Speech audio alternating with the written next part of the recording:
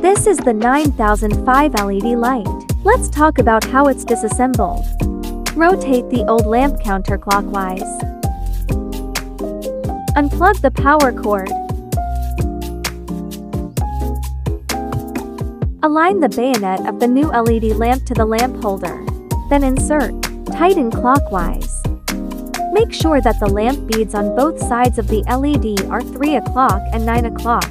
Just connect the power cord.